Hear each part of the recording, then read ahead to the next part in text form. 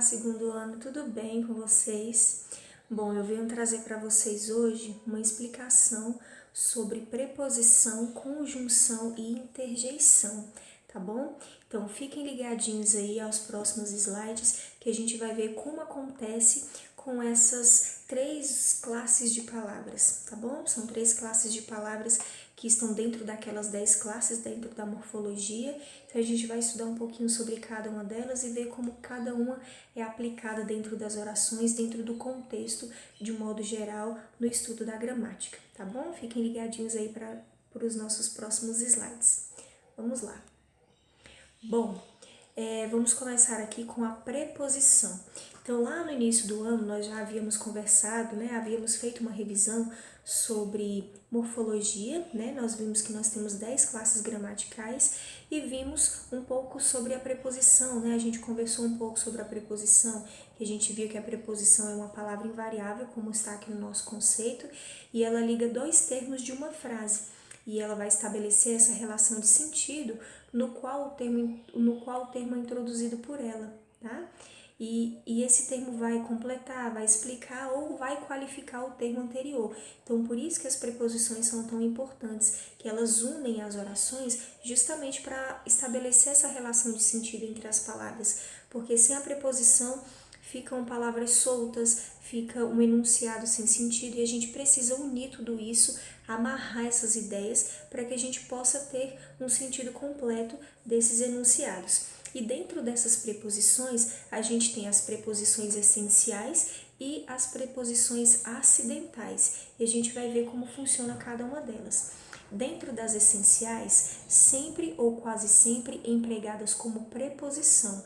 Então, são as que a gente mais utiliza dentro do nosso dia a dia, nos nossos escritos, Então, nós temos aqui a, ante, até, com, contra, de, desde, em, entre, para, perante, por, sem, sob e sobre. Essas aí são as essenciais, que são quase sempre empregadas aí com a função de preposição, E temos as acidentais. As acidentais, conforme o contexto, elas vão poder cumprir o papel de uma preposição.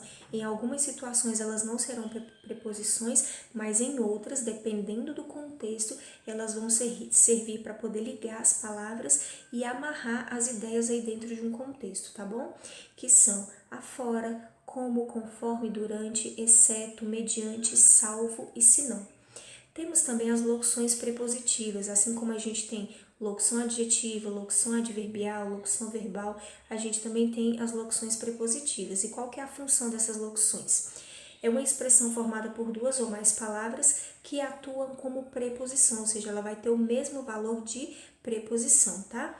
A última palavra é sempre uma preposição. Então, olha só, de acordo com, em relação a. Então, as últimas palavras, tanto esse com quanto esse a, eles devem ser preposições, ok? Bom, passando para o próximo, nós temos também preposições que são cheias de significado e preposições vazias de significado. Mas como funciona isso, professora? Então, olha só, cheias de significado são as preposições escolhidas pelo enunciador e elas vão alterar as ideias comunicadas, ou seja, a gente escolhe determinado tipo de preposição para poder dar uma ideia para o que a gente está escrevendo, para o que a gente está dizendo. Então, olha lá nos exemplos. Põe essas meias entre as outras, ou seja, você está especificando, Você está montando um significado para aquela expressão. Ponha essas meias em cima umas das outras, ou seja, é uma expressão com significado, uma locução prepositiva com significado. Falei com Epaminondas, falei sobre Epaminondas, então tem um significado diferente, ou seja, você falou com a pessoa, você estava com a pessoa e conversou com ela, ou você falou sobre a pessoa, você estava com uma outra pessoa falando daquele carinha ali, Então, assim, são significados diferentes. E existem as preposições que são vazias de significado, que elas são exigidas pela palavra antecedente, Só para que a gente possa dar um sentido completo, tá? Então, no caso aqui, a diretora é favorável às mudanças. Nesse caso, a gente precisa colocar essa preposição as, porque a palavra favorável pede uma preposição, né? Quem é favorável a alguém ou a alguma coisa. Então, a gente precisa colocar essa preposição, mas ela não tem um significado, né? Ela é vazia de significado. Necessito de 3 quilos de presunto, por favor. Então, nesse caso, também é a mesma coisa. Necessito, né? O verbo transitivo indireto, que necessita de alguma coisa. Então, assim, ele é vazio de significado. A gente só faz a utilização dessa preposição por conta da transitividade verbal e por conta desse verbo que exige um complemento com preposição. Mas essa preposição não tem um significado cheio, não foi uma palavra escolhida pelo enunciador para poder dar um sentido diferente à oração. Ela simplesmente é uma preposição que precisa estar ali para completar o sentido do verbo, tá bom? Então, passando para o próximo aqui, nós temos aqui os valores semânticos de algumas preposições, né, conforme o contexto. Então, por exemplo, eu posso ter uma mesma preposição com 4, 5 significados diferentes, depende do contexto em que ela está inserida. Então, temos aqui a preposição a. A preposição a, ela pode ter a função de direção, né, o sentido de direção. Por exemplo, fomos à igreja. Tempo futuro, daqui a um mês serei admitido. Finalidade, foram a serviço do rei. Modo, vou pagar a prazo. Posição, seguir à frente do grupo. Distância, moro a 2 quarteirões. Então, a gente tem aí a mesma preposição com 6 significados diferentes, porque depende muito do contexto em que ela está inserida e o que o enunciador quer dizer com aquela preposição ali, tá bom? Já a preposição com, ela tem 4 significados diferentes. Pode indicar companhia, né? Viajei com meu irmão. Meio, bati o bolo com a batedeira. Sensação, fiquei com medo. E modo, conversou com delicadeza. A preposição em, ela pode indicar lugar. Fiquei em casa hoje. Pode indicar tempo. Vou embora em 1 hora e pode indicar modo, permaneceu em estado de alerta. Então, nós temos essas 3 palavras, essas 3 preposições com significados, com valores semânticos distintos dependendo do contexto. Vamos para o próximo quadro de preposições aqui. Agora a gente vai tratar das preposições de, para, por e sobre. A palavrinha de possui 6 significados diferentes aí. Procedência, vim do interior. Assunto, fale-me de seu namorado. Matéria, passei pela ponte de madeira. Posse, esse é o caderno da Jaqueline. Autoria, recitei um poema de Hilda Hilst. E agente ou causa, estou morta de fome. Então, a preposição de tem todos esses significados. Agora, a preposição para pode indicar destino, curvei-me para baixo, ou pode indicar finalidade, danço para desestressar. Já a palavra por pode indicar lugar por onde, viajei por todo o Brasil, indica meio, enviei meu presente pelo correio.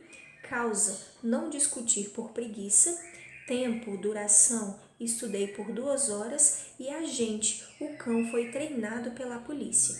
E temos aqui a palavra sobre, que ela pode indicar posição superior, dormir sobre as roupas e pode indicar assunto também. Li sobre o caso do jovem preso, indica incidência. Estou cobrando sobre a tabela. Então, é importante que a gente tenha aí uma certa noção sobre esses valores semânticos das preposições, porque a mesma preposição pode ter valor diferente dependendo do contexto em que ela é inserida, né? Então, assim como o verbo e suas transitividades, nem todos possuem a mesma transitividade o tempo todo. Dependendo do contexto, o mesmo verbo pode obter, né, transitividades diferentes, assim como as preposições, tá bom? Então, vamos passando para o próximo aqui. Agora, a gente vai falar de uma outra classe de palavras, que é a conjunção. Para que serve a conjunção?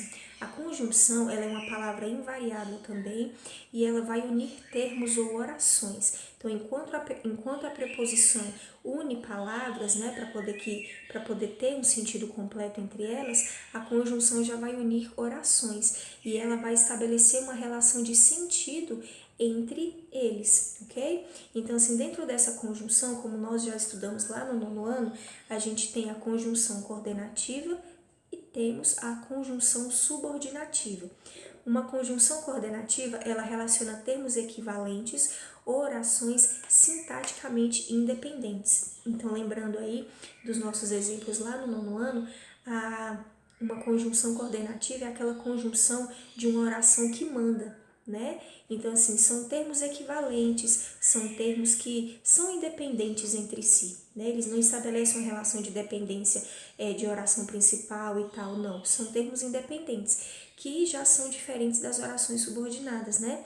Então, assim, só concluindo aqui a coordenativa, são orações relacionadas por conjunções coordenativas e essas orações são chamadas de orações coordenadas, que foi o que a gente estudou lá no primeiro trimestre do 9º ano. E dentro da subordinativa, ela introduz uma oração que se subordina a outra, ou seja, uma depende da outra, né? Completando ou especificando seu sentido. E nessa situação aqui, nessa união entre elas, a gente precisa da oração principal, né? Conecta uma oração principal a uma oração subordinada, e a oração subordinada é aquela que é introduzida por uma conjunção subordinativa. Então, assim, a oração subordinada, ela depende da oração principal para que juntas tenham um sentido completo. Então, já estabelece uma relação de dependência que é diferente da oração coordenativa, né? Das orações coordenadas. E, assim como as preposições, né? Das locuções prepositivas, a gente também tem uma locução conjuntiva, que também é uma expressão que é formada por duas ou mais palavras e desempenha o mesmo papel que as conjunções, e geralmente é finalizada com a palavra que, ok? Tá certo? Então vamos ver como é que ocorre isso daí. Bom, dentro dessas conjunções e locuções, nós temos aí, por exemplo, as conjunções coordenativas. Então, dentro delas, nós temos 5 aqui. As aditivas, que vão estabelecer uma relação de acréscimo, de adição. Temos todas essas. E, nem, além disso, ademais, não só, mas também, não somente, como. Então, essas aí são as nossas aditivas. As alternativas, elas relacionam termos ou orações de sentido distinto, de modo que um dos fatos for válido ou não, será. Então, assim, o outro não será. Então, por exemplo, quando eu opto por uma coisa, eu excluo a outra, né? Então, por exemplo, ou, quer, seja, tá? Então, se você escolhe por uma coisa, você exclui outra, tá? Temos aí também as adversativas, que elas expressam contraste ou oposição entre as ideias, mas, porém, todavia, contudo, no entanto, entretanto, tá? Então, elas vão dar a ideia de contraste, de oposição entre as ideias. Temos aqui as conclusivas, que elas introduzem uma oração que representa uma sequência lógica da anterior e dá uma ideia de conclusão, ou seja, em relação à oração anterior, você vai concluir aquela ideia utilizando conjunções conclusivas, tá? Então, temos aí logo, pois, portanto, por isso, ok? E temos aqui as explicativas, que o próprio nome diz que vai dar explicação sobre alguma coisa, né? Introduzem uma oração que representa uma explicação da anterior. Pois, porque, que, tá certo? Então, vamos para o próximo. Aqui nós temos as conjunções e locuções conjuntivas subordinativas, tá? Então, temos aqui as causais, que expressam relação de causa, né? Porque, como, visto que, já que, uma vez que, dado que. Temos as condicionais, que vão indicar uma condição. Se, caso, a não ser que, a menos que. Temos as temporais, que o próprio nome já diz, que vão expressar uma relação de tempo, né? Quanto, enquanto, logo que, assim que, antes, depois, depois que, desde que. Temos as finais, que vão expressar a ideia de finalidade, né? De propósito. para que, a fim de que, e temos as concessivas, que elas expressam um fato que contrasta com o outro, mas não impede desse fato acontecer, tá? Embora, ainda que, mesmo que, por mais que, se bem que, tá certo? Então, vamos passar para as próximas aqui. E temos outras locuções conjuntivas subordinativas, que são as conformativas, que elas expressam relação de conformidade, conforme, segundo, como. Temos as comparativas, que o próprio nome também já diz, que elas expressam uma relação de comparação, né, de uma coisa com outra, como, tal como, assim como, bem como, que nem, que ou, que ou do que, combinadas mais ou menos. Temos as consecutivas, que elas expressam uma consequência, tá? De modo que, de forma que, combinada como tão, tanto ou similares na oração anterior, tá? Então, assim, a gente precisa ter bastante cuidado com essas conjunções, porque a gente percebe que o que, ele é bem famosinho aí entre essas conjunções subordinativas, só que ele vai exercer função diferente, porque está em contextos diferentes, tá bom? Temos as proporcionais, que elas vão dar a ideia de proporcionalidade, de simultaneidade entre os fatos, né, que se relacionam. À medida que, ao passo que, quanto mais ou quanto menos, mais, menos e sequências semelhantes. E temos as integrantes, né, as conjunções integrantes, que elas não vão expressar um sentido específico, mas elas integram a oração subordinada à principal, né, elas fazem uma ligação, que é o que, e em alguns casos exprimem incerteza, que no caso é o se, né, o se sempre dá aquela ideia de dúvida, né, pode ser que aconteça, pode ser que não aconteça, tá bom? Bom, e por fim, nós vamos falar sobre a última classe de palavras que aparece lá na nossa gramática, né? Sempre a interjeição fica por final, pro fim da gramática, né? Mas não deixa de ser uma palavra, uma classe de palavras super importante, né? E ela também é uma classe invariável e ela vai exprimir emoções, sentimentos, ordem, apelo. Então, assim, ela é uma classe também bem importante. As interjeições, elas podem corresponder a certos sons vocálicos, por exemplo, o, a, i, em, expressões de origem onomatopaica. O que é isso? Que buscam reproduzir sons e ruídos naturais, né? Por exemplo, blá, que é o som do choro, ou zzz, que é o som do sono, né? Ninguém dorme assim, mas enfim. Palavras empregadas sempre ou quase sempre como interjeição. Por exemplo, af, arre, ba, puxa, opa, epa, eita, alô. São palavras que são caracterizadas como interjeição, né? Temos aí também palavras pertencentes a outras classes gramaticais que, dependendo do contexto, elas também podem ser empregadas como interjeição. Por exemplo, adeus, tomara, nossa, fora, viva, chega. Então, são palavras que, dependendo do contexto, aí, desempenham a função de interjeição, tá? E temos as locuções interjetivas, que elas são formadas por mais de uma palavra, assim como a gente tem locução prepositiva, locução conjuntiva e por aí vai, né? Minha Nossa Senhora, tenha dó, valha-me Deus. Pois bem, então são locuções interjetivas aí que fazem parte da nossa interjeição. E temos aí as principais interjeições segundo a emoção ou a intenção que elas querem expressar, né?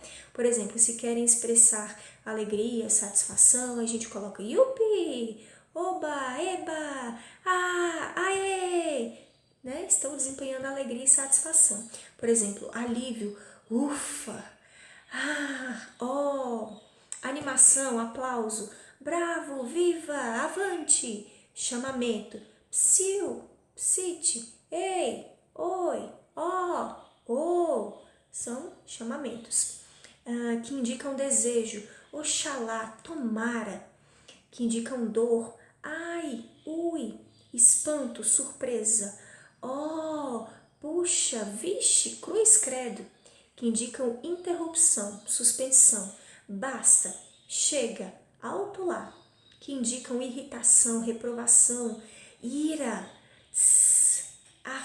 ora, ba, e que indicam repetição, bis. Então, pessoal, essas são as classes gramaticais que nós estudamos aqui nesse capítulo, tá? Espero que eu possa ter ajudado. Caso tenham alguma dúvida, voltem no vídeo, voltem na explicação, tá bom? Um beijo para vocês, fiquem com Deus e até a nossa próxima videoaula. Tchau, tchau. Até lá.